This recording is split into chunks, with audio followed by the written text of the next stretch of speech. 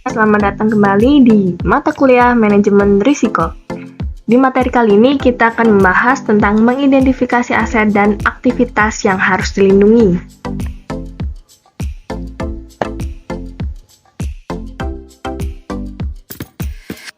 Oke, yang pertama ada akses dan ketersediaan sistem.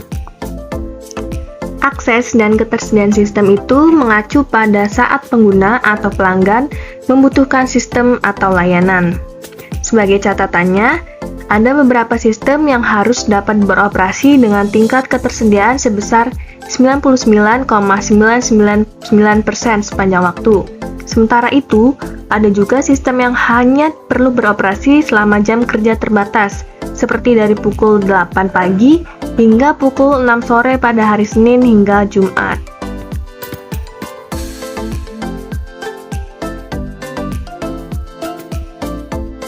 Sistem-sistem yang memerlukan tingkat akses dan ketersediaan sistem sebesar 99,999% itu merupakan sistem-sistem yang memiliki nilai layanan yang sangat tinggi. Perlindungan yang lebih besar diperlukan untuk sistem-sistem yang bernilai tinggi ini, dan nilai tersebut dapat diukur dengan menghitung pendapatan atau produktivitas yang dihasilkan oleh sistem tersebut.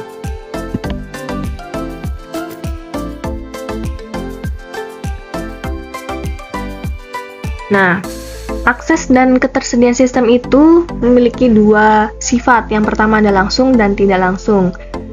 Kita ambil contohnya server web yang merupakan layanan yang dapat memberikan pendapat secara langsung. Jika server web menjual produk, dapat menentukan berapa banyak pendapatan yang diperoleh per jam. Angka ini dapat digunakan untuk menentukan biaya langsung pemadaman listrik. Ingat, ada juga biaya tidak langsung yang perlu dihitung. Hal ini termasuk biaya untuk mengembalikan pelanggan yang hilang selama pemadaman listrik tersebut.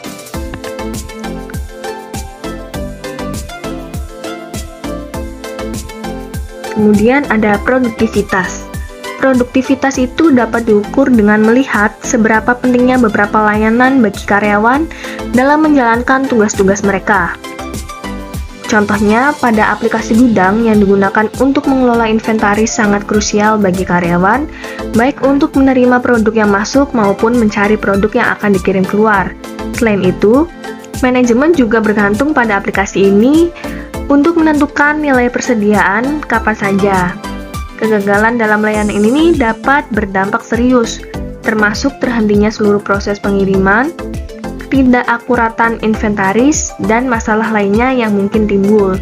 Di samping itu, banyak perusahaan juga menganggap email sebagai layanan yang sangat penting saat ini. Dan jika email mengalami kegagalan, produktivitas dapat menurun dengan cepat.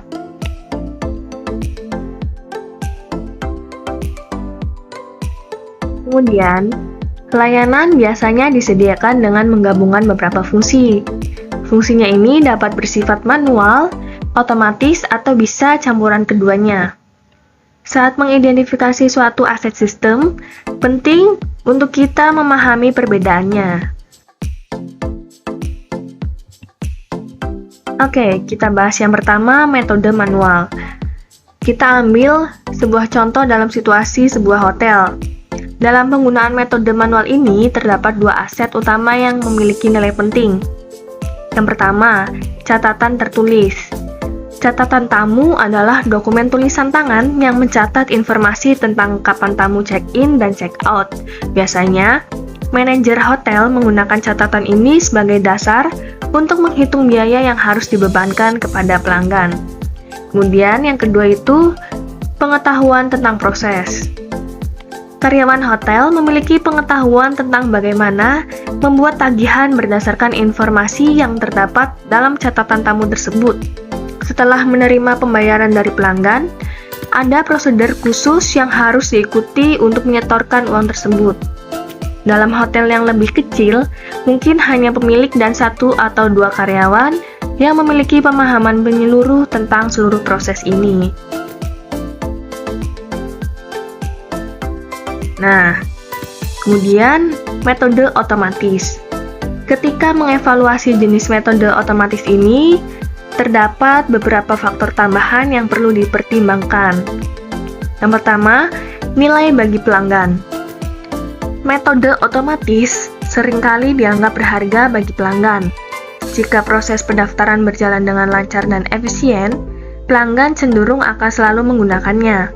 Misalnya, ketika proses check-out tidak memiliki kesalahan atau berjalan dengan lancar, yang dimana menghindari kerumitan atau susah prosesnya saat pelanggan keluar atau check-out. Meskipun manfaatnya mungkin sulit diukur dengan secara langsung, jenis layanan ini dapat meningkatkan jumlah kunjungan ulang atau menyebabkan promosi dari mulut ke mulut. Lalu yang kedua, nilai bagi perusahaan. Setiap proses yang dapat diotomasikan memerlukan jumlah tenaga kerja yang lebih sedikit. Dengan mengurangi jumlah tenaga kerja, biaya operasional perusahaan dapat ditekan, yang pada gilirannya meningkatkan keuntungan. Dalam hal ini, perlu ada keseimbangan antara pengurangan tenaga kerja dengan biaya implementasi dan pemeliharaan sistem otomatisasi. Misalnya, penggantian 10 petugas layanan yang memiliki gaji lebih rendah dengan satu profesional TI yang memiliki gaji lebih tinggi dan dapat menghemat banyak biaya operasional. Lalu yang ketiga, memastikan proses tetap berjalan. Penting untuk memastikan bahwa proses tetap berjalan dan tersedia ketika pelanggan membutuhkannya. Contohnya, termasuk sistem reservasi yang dapat diakses melalui internet dan juga sistem pembayaran otomatis untuk pelanggan. Lalu yang keempat, perlindungan data. Daripada kita hanya melindungi buku tamu untuk memeriksa masuk dan keluarnya order. Selanjutnya kita masuk ke aset perangkat keras. Untuk memastikan keamanan dan pengelolaan konfigurasi yang efektif, kita harus memiliki informasi lebih lanjut selain kita hanya mengetahui jumlah perangkat yang kita miliki. Beberapa informasi tambahan yang penting untuk diketahui yang pertama itu ada lokasi, pabrikannya, lalu nomor model, kemudian komponen perangkat keras seperti prosesor dan RAM pada perangkat keras yang kita miliki, lalu periferal perangkat keras seperti kartu antarmuka jaringan tambahan, lalu input atau output dasar BIOS. Kemudian, kita perlu untuk mengetahui semua detail perangkat keras agar keamanan dan manajemen konfigurasi itu berjalan dengan lancar dan berhasil.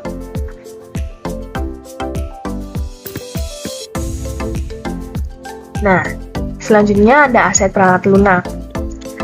Aset perangkat lunak itu meliputi sistem operasi dan aplikasi yang digunakan dalam suatu lingkungan. Dalam mengidentifikasi aset perangkat lunak, penting untuk memiliki informasi yang lebih spesifik. Informasi spesifik tentang sistem operasi yang harus kita identifikasi itu mencangkup yang pertama itu perangkat keras yang digunakan untuk menjalankan sistem operasi tersebut. Kemudian nama lengkap sistem operasinya, misalnya kayak Microsoft Windows, lalu versi dari paket layanan yang terinstal. Dengan mempunyai daftar yang akurat dari sistem operasi yang digunakan, itu dapat membantu dengan cepat mengidentifikasi apakah sistem rentan terhadap ancaman baru atau memerlukan pembaruan keamanan.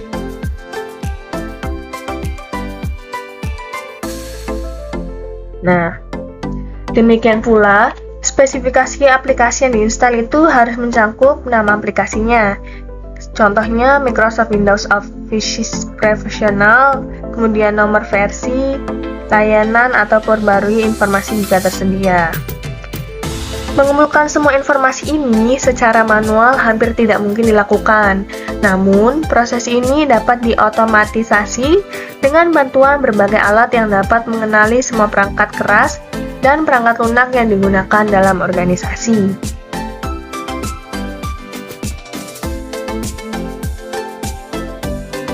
Kemudian ada aset personil. Aset personil itu merujuk kepada individu-individu yang bekerja di organisasi. Kesuksesan suatu organisasi secara besar-besaran tentunya bergantung pada kontribusi dari personelnya. Namun, dalam beberapa situasi, operasional akan berjalan lebih lancar jika ada beberapa personel kunci yang terlatih untuk mengemban fungsi-fungsi krusial. bukan hanya bergantung pada satu individu. Ketika suatu fungsi atau proses organisasi sangat bergantung pada hanya satu individu, maka individu tersebut menjadi satu titik kelemahan. Walaupun memiliki personel yang berbakat dan berkompeten, itu merupakan hal yang positif, namun risikonya tinggi jika terlalu bergantung pada satu orang saja.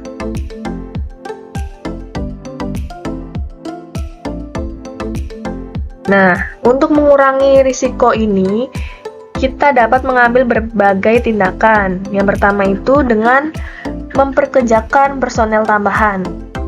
Jika kita memiliki sistem penting yang dikelola hanya oleh satu orang, kita dapat memperkerjakan personel tambahan untuk membantu. Kemudian pelatihan silang. Pastikan personel menerima pelatihan dalam berbagai aspek sistem yang berbeda. Meskipun mereka akan tetap fokus pada fungsi pekerjaan utama mereka juga akan mendapatkan pengetahuan tentang fungsi pekerjaan lainnya melalui pelatihan lintas fungsi ini. Pelatihan silang ini akan membantu memperluas pemahaman mereka tentang seluruh operasi sehingga mereka dapat mengambil tindakan dalam situasi darurat jika diperlukan. Lalu ada rotasi pekerjaan. Rotasi pekerjaan ini juga bermanfaat dalam mendeteksi potensi praktik berbahaya atau tindakan penipuan. Ketika personel dipindahkan secara rutin dari satu pekerjaan ke pekerjaan lainnya, lebih banyak pengawasan internal atas praktik kerja yang dapat terjadi. Ini membantu memastikan bahwa aturan dan kebijakan pada perusahaan itu diikuti dengan ketat, serta mengurangi risiko terjadinya kolusi.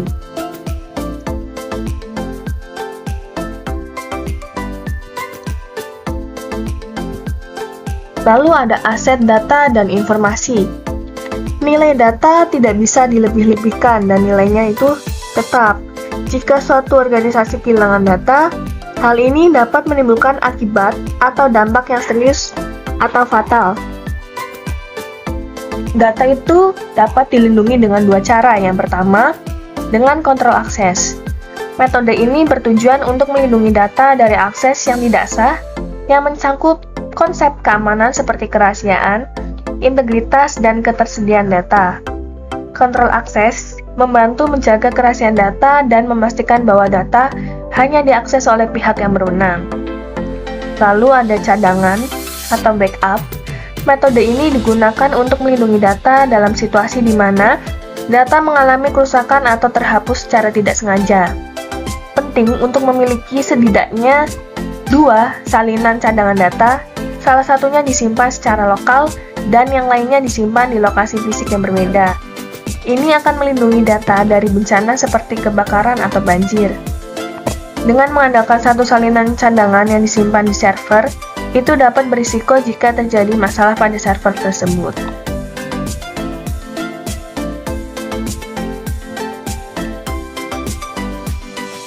Penting untuk kita mengenali nilai suatu data. Setelah mengidentifikasi data itu berharga, perlu untuk memastikan bahwa langkah-langkah telah diambil untuk melindunginya, termasuk mengambil langkah-langkah untuk membuat cadangan data secara teratur. Hal ini juga mencakup mengambil langkah-langkah untuk melindunginya dari pengungkapan yang tidak sah. Nah, aset data dan informasi itu mencakup kategori sebagai berikut. Ada data organisasi, data pelanggan, data hak milik intelektual, data warehousing, dan data mining. Oke, kita bahas dulu yang pertama, ada data organisasi. Data organisasi itu mencakup semua data yang digunakan untuk keperluan internal, dan sebagian besar data ini akan tetap menjadi milik pribadi organisasi tersebut. Jenis data ini mencakup data karyawan, di mana melibatkan semua informasi yang disimpan tentang karyawan dalam organisasi. Biasanya, perusahaan memiliki departemen sumber daya manusia yang bertanggung jawab untuk menyimpan catatan karyawan ini. Data ini bisa mencakup informasi pribadi karyawan, ulasan kinerja, pilihan program layanan kesehatan, dan berbagai detail lainnya yang terkait dengan manajemen sumber daya manusia. Lalu ada data penagihan dan keuangan. Data ini mencangkup data terkait dengan hutang dan piutang, serta semua data yang berkaitan dengan situasi keuangan perusahaan. Data ini bisa mencangkup data terkait pinjaman dan laporan laba rugi yang memberikan gambaran tentang kesehatan keuangan suatu organisasi. Lalu, ada data konfigurasi sistem. Konfigurasi setiap sistem seringkali didokumentasikan dalam database, termasuk konfigurasi sistem dasar yang juga mencakup perubahan apapun itu. Lalu ada data proses sistem, di mana data proses sistem itu mencangkup dokumen yang menunjukkan bagaimana sistem itu berfungsi. Bisa mencakup diagram tata letak jaringan yang mengidentifikasi bagaimana server itu terhubung, dan juga dapat mencakup diagram aliran data atau data flow. Misalnya, diagram dapat menunjukkan aliran email. Lalu yang terakhir ada data vendor. Data vendor itu mencakup informasi apapun tentang perusahaan yang memasok produk atau layanan ke perusahaan. Kemudian, selain data organisasi, terdapat data pelanggan. Data pelanggan ini mencakup data yang disimpan tentang pelanggan. Data pelanggan itu bisa mencakup nama pelanggan, alamat pelanggan, nomor telepon, alamat email, pembelian bersejarah, data piutang, data kartu kredit atau perbankan, nama akun dan kata sandi. Lalu ada data demografi seperti usia dan jenis kelamin pelanggan.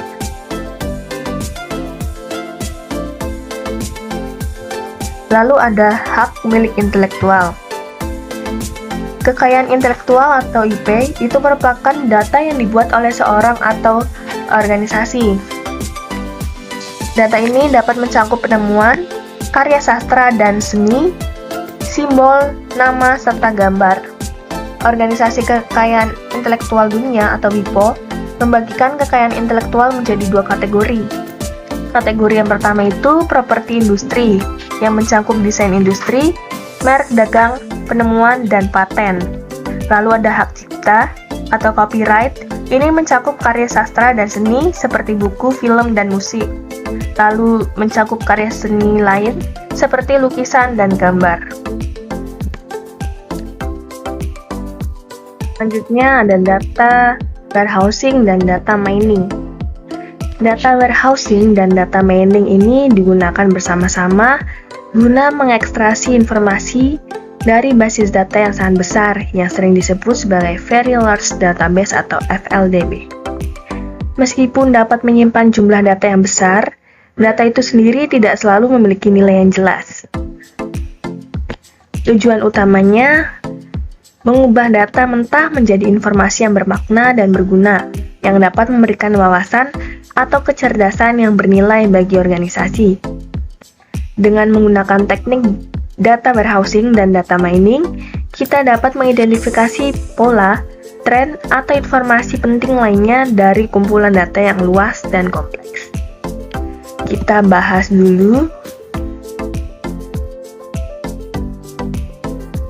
data warehousing. Data warehousing merupakan proses pengumpulan data dari database yang berbeda. Data diambil dari database sumber dan disimpan dalam sebuah database pusat, di mana hubungan baru antara database sumber dibentuk.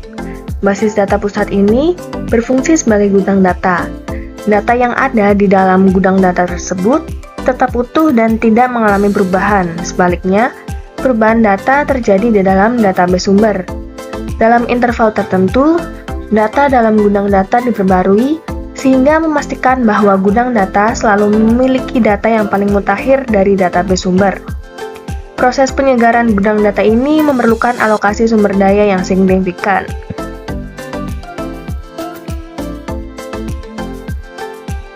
Lalu data mining, sekelompok teknik yang digunakan untuk mengambil data yang relevan dari gudang data. Pengambilan keputusan dapat melihat data dari sudut pandang yang berbeda. Hal ini memungkinkan mereka membuat prediksi tentang kejadian di masa depan. Misalnya, seorang manajer dapat memperkirakan berapa banyak produk tertentu yang akan terjual pada bulan Desember.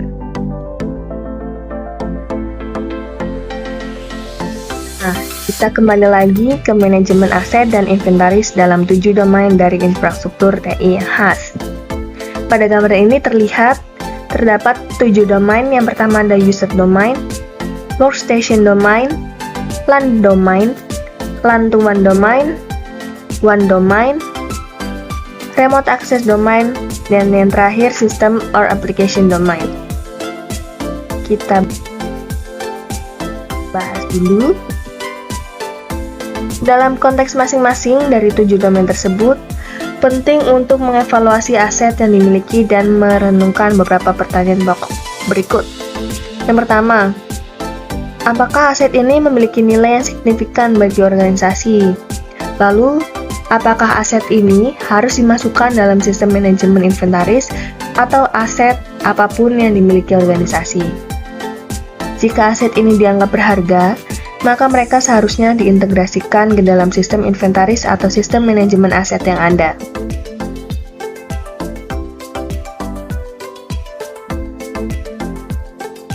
Sebelum masuk pada 7 domain, kita bahas dulu manajemen aset serta manajemen inventaris. Manajemen inventaris itu merupakan digunakan untuk mengelola persediaan perangkat keras dan mencakup data dasar seperti model dan nomor seri. Tujuannya adalah untuk melacak aset yang dimiliki, menunjukkan lokasi fisiknya, dan mencatat pemiliknya. Manajemen inventaris memiliki nilai yang signifikan dalam mencegah kehilangan atau pencurian barang-barang dalam persediaan. Selanjutnya, manajemen aset. Manajemen aset digunakan untuk mengelola semua jenis aset, mencakup data yang jauh lebih rinci daripada sistem manajemen inventaris. Misalnya, manajemen aset akan mencakup komponen yang diinstal, peripheral perangkat keras, perangkat lunak yang diinstal, versi pembaruan, dan masih banyak lagi.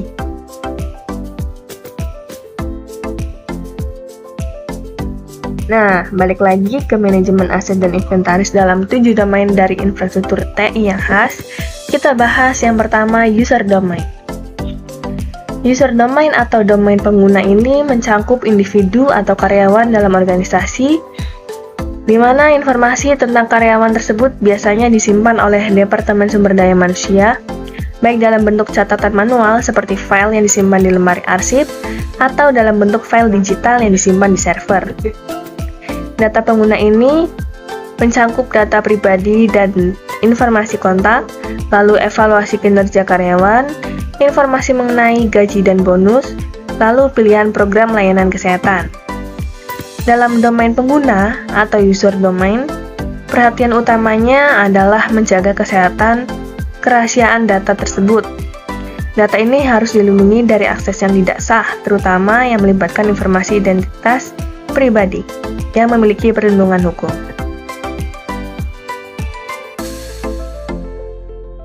Selanjutnya ada workstation domain.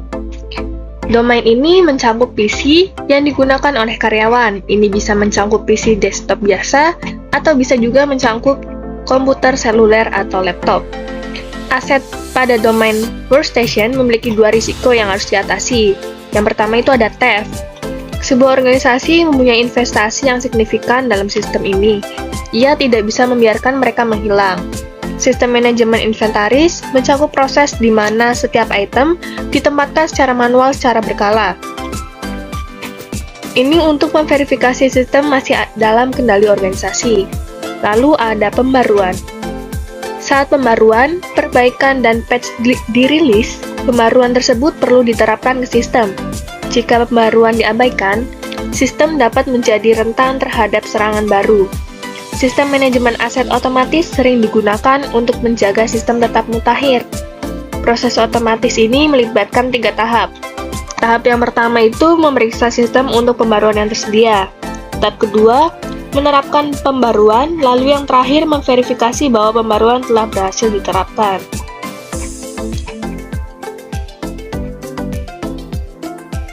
Selain itu, terdapat juga LAN domain. Domain LAN ini melibatkan segala elemen yang digunakan untuk mengintegrasikan sistem dan server dalam jaringan area lokal yang berada dalam lingkup internal organisasi. Komponen perangkat keras utama yang digunakan dalam LAN mencakup perangkat seperti hub, switch, dan router. Penting untuk memiliki inventaris dasar perangkat keras ini, yang mencakup informasi dasar seperti model, nomor seri, dan lokasi fisik. Selain itu, data konfigurasi perangkat juga harus dimasukkan dalam sistem manajemen aset.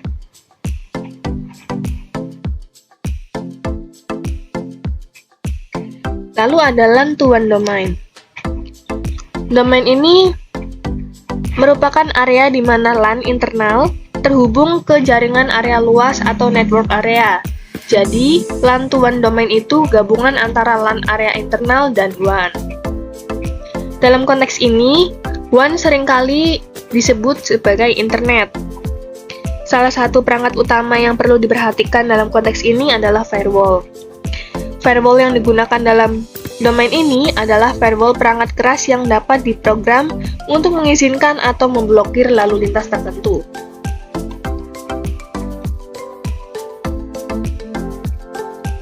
Dalam sistem manajemen aset pada domain LAN to WAN, penting untuk memasukkan beberapa informasi berikut, seperti informasi perangkat keras yang mencakup data dasar seperti model dan nomor seri perangkat. Jika model tersebut mendukung berbagai add-in seperti peningkatan memori atau kartu antarmuka jaringan tambahan, informasi ini juga harus dicatat. Lalu ada data konfigurasi.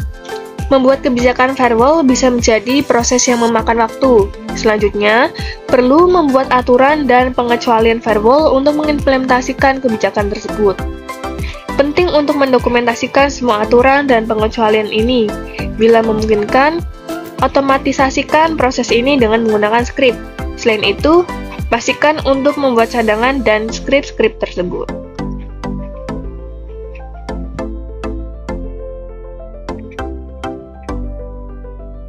Lalu ada WAN domain. Domain ini mencakup server apapun yang memiliki akses langsung ke internet, termasuk server apapun yang memiliki alamat protokol internet publik. Lalu juga mencakup server yang berhubungan dengan publik di DMZ.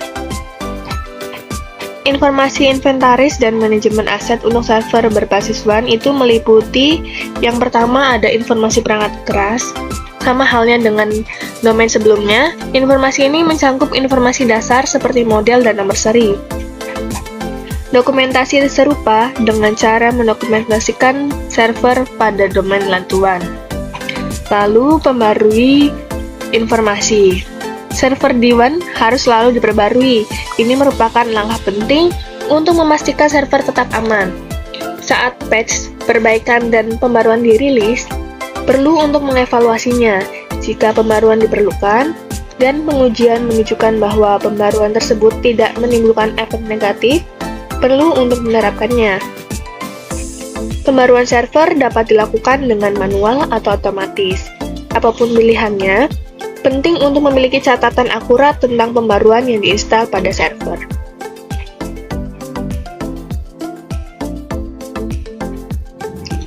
Kemudian ada remote access domain. Teknologi akses jarak jauh memungkinkan pengguna untuk mengakses jaringan internal dari lokasi eksternal. Ini bisa dicapai melalui koneksi dial-up langsung atau melalui jaringan pribadi virtual atau VPN. Dalam hal inventaris dan manajemen aset yang diperlukan untuk server di domain akses jarak jauh ini, konsepnya mirip dengan yang ditemui pada domain WAN.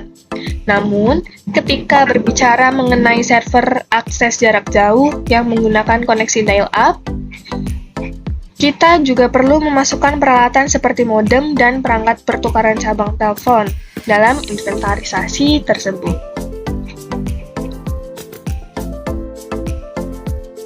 Lalu terdapat domain system or application. Domain ini mencakup server yang digunakan untuk menghosting aplikasi server. Nah, berikut merupakan contoh berbagai jenis server aplikasi. Yang pertama ada server email. Ini bisa mencakup server email tunggal atau solusi email yang lebih kompleks yang terdiri dari server front-end dan server back-end.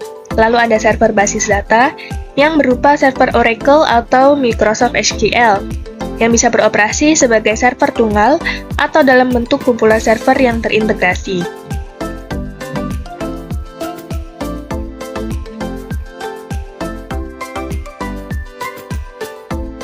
server web yang berfungsi sebagai host bagi situs web dan mengirimkannya kepada pengguna melalui klien web. Satu server web tunggal itu bisa menghosting satu situs web atau bahkan puluhan situs web. Lalu ada server layanan jaringan. Ini mencakup server DNS atau Domain Name System dan server Dynamic Host Configuration Protocol yang memiliki peran penting dalam manajemen jaringan dan pengaturan alamat IP.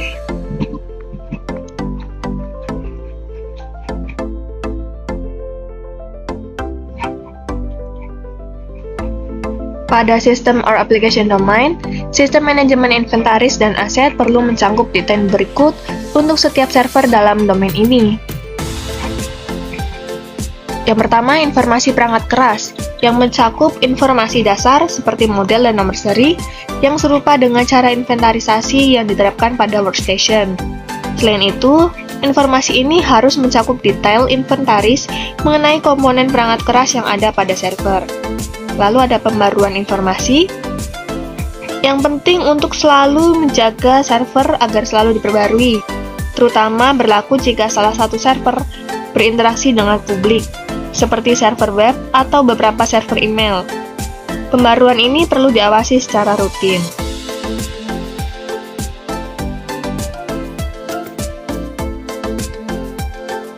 Kemudian, mengidentifikasi fasilitas dan perlengkapan yang dibutuhkan untuk menjaga operasi bisnis. Insiden dan kejadian bencana merupakan hal yang tak dapat dihindarkan. Beberapa dari mereka dapat menjadi bencana besar yang cukup serius hingga dapat menghentikan suatu operasi bisnis. Untuk memastikan bahwa bisnis dapat tetap berjalan, bahkan setelah menghadapi situasi darurat tersebut, penting untuk merencanakan langkah-langkah sebelumnya. Nah, berikut merupakan langkah dalam proses perencanaan. Ada identifikasi sistem dan aplikasi yang sangat penting, perencanaan analisis dampak bisnis, lalu perencanaan kelangsungan bisnis, perencanaan pemulihan bencana, perencanaan asuransi pertanggungjawaban bisnis, lalu yang terakhir perencanaan asuransi penggantian aset. Kita bahas yang pertama, identifikasi sistem dan aplikasi penting. Langkah paling penting dalam setiap perencanaan adalah dengan mengidentifikasi sistem dan aplikasi yang memiliki peran kunci dalam mencapai tujuan bisnis. Sistem yang dianggap sangat penting merupakan sistem-sistem yang harus beroperasi tanpa henti supaya suatu bisnis itu dapat berjalan dengan lancar. Demikian pula, aplikasi yang dianggap penting juga harus tetap berjalan agar bisnis dapat terus berfungsi. Kemudian, perencanaan analisis dampak bisnis. Perencanaan ini atau biasa disebut BIA, itu dengan mengidentifikasi dampak hilangnya atau terganggunya fungsi bisnis yang terjadi secara tiba-tiba. Dampak ini sering diukur dalam bentuk kerugian finansial dan dianalisis dengan mempertimbangkan biaya langsung dan tidak langsung. Nah, biaya langsung itu merupakan kerugian finansial yang timbul dari hilangnya pendapatan atau biaya terkait pemulihan. Sedangkan biaya tidak langsung itu berkaitan dengan kerugian kepercayaan pelanggan atau reputasi suatu organisasi. BIA digunakan untuk menganalisis dampak dari kehilangan layanan TI tertentu seperti email atau database. Selain itu, BIA membantu organisasi untuk menentukan set layanan minimum yang diperlukan agar suatu bisnis itu tetap dapat beroperasi dalam situasi darurat. Selanjutnya, perencanaan kelangsungan bisnis. Perencana kelangsungan bisnis atau BCP adalah suatu dokumen yang disusun untuk membantu perusahaan dalam merencanakan tindakan yang perlu diambil dalam situasi bencana atau keadaan darurat. Tujuan dari perencanaan ini untuk memastikan bahwa operasi sangat penting bagi organisasi itu tetap berjalan dengan lancar. Perencanaan ini mencakup berbagai prosedur dan petunjuk yang bisa digunakan untuk mengembalikan operasi normal seperti setelah terjadinya bencana. Laporan analisis dampak bisnis yang perencanaan sebelumnya itu memiliki rincian penting yang membantu dalam pembuatan BCP. Biasanya, proses penyusunan BIA itu dan BCP itu dilakukan secara bersamaan untuk memastikan bahwa operasi organisasi tetap berjalan bahkan setelah terjadi bencana.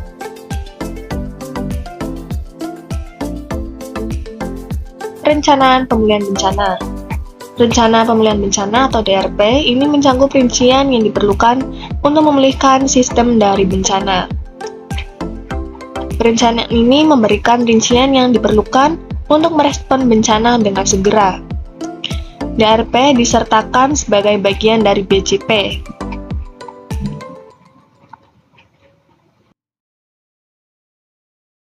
Meskipun istilah BCP dan DRP itu kadang-kadang digunakan secara bergantian, namun keduanya berbeda.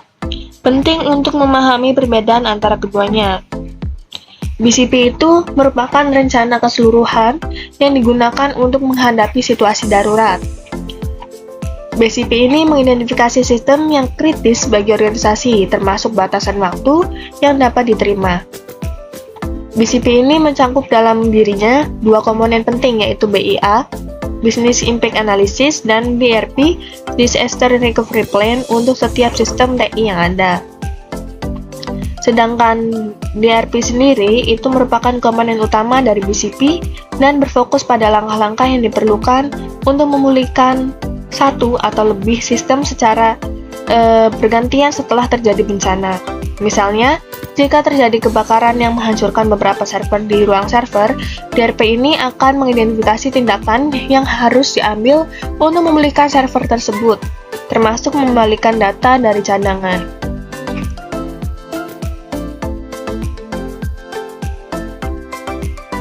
Kemudian ada perencanaan asuransi kewajiban bisnis. Asuransi tanggung jawab bisnis digunakan untuk memberikan perlindungan kepada organisasi dari potensi tuntutan hukum, mencakup mengganti kerugian yang mungkin diderita perusahaan akibat tuntutan hukum, serta biaya yang terkait dengan proses hukum. Tipe asuransi yang diperlukan akan bervariasi tergantung pada fungsi bisnis organisasi. Nah, berikut merupakan beberapa jenis asuransi tanggung jawab tersebut. Yang pertama ada asuransi tanggung jawab umum. Hampir semua organisasi akan mempertimbangkan asuransi ini. Asuransi ini memberikan perlindungan terhadap klaim yang melibatkan cedera fisik atau kerusakan properti. Asuransi ini bisa dianggap sebagai perlindungan dasar yang mencakup beragam jenis tuntutan hukum.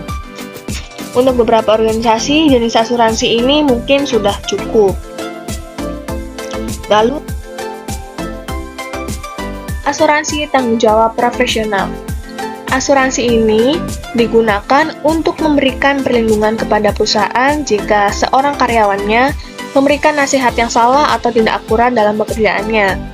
Jenis asuransi ini mencakup perlindungan terhadap klaim malpraktik, kesalahan, dan kelalaian.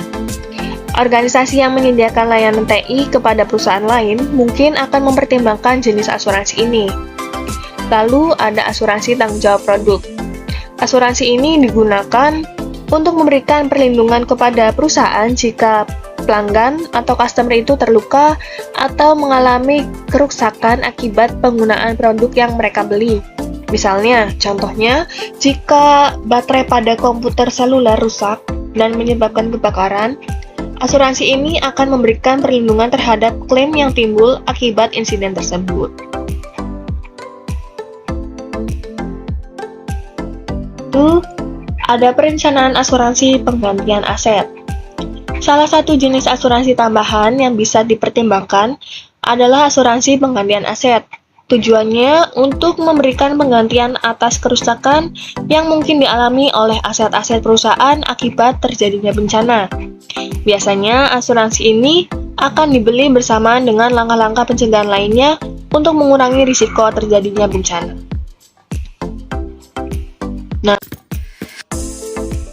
gimana teman-teman sampai sini? Udah paham belum? Kita bertemu lagi di pertemuan selanjutnya. See you!